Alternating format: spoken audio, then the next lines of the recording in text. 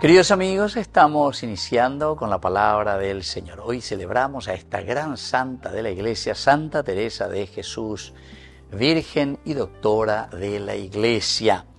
Lectura de la carta del apóstol San Pablo a los cristianos de Roma. Estamos en el capítulo 2 del 1 al 11.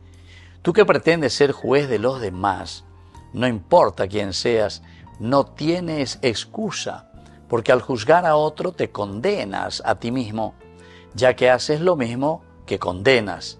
Sabemos que Dios juzga de acuerdo con la verdad a los que se comportan así. Tú que juzgas a los que hacen esas cosas e incurres en lo mismo, ¿acaso piensas librarte del juicio de Dios? ¿O desprecias la riqueza de la bondad de Dios, de su tolerancia y de su paciencia, sin reconocer que esa bondad te debe llevar a la conversión?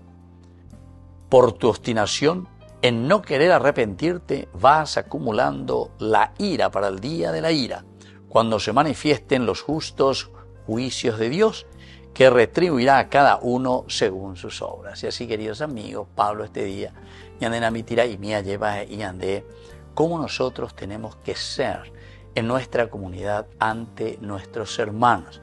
Pablo, oye, cuál cágina lleva, él está haciendo conocer cuál es la teología suya, es decir, y le presenta a un Dios juez pero justo, justamente la justicia de parte de Dios. Pero ¿cómo es la justicia de Dios? La justicia de Dios se entiende dentro de la misericordia, del amor, de la compasión. Peñan de Yara, entonces Peñan en Ambitirano, de las cosas es para que nosotros humanamente podamos entender bien, utilizando la razón, porque Pablo siempre está trabajando y nos envía los mensajes primero a la cabecita. Peñe ñande apitu ume que hanguaisha y kwa hanguaisha ya pai hanguaisha ya es cierto con las y asegina peñan de ya la seche ya pujase mondajada ya poponaijina que no estoy viviendo como cristiano auténtico. Primero entonces viene ese mensaje, pero por otra parte dice, cuidado cuando nosotros comenzamos a juzgar, es decir, cuando utilizamos la justicia, porque también el Señor nos dio esta posibilidad y esta capacidad, esto está bien o esto está mal, pero con mucha atención y con mucha discreción. ¿Por qué?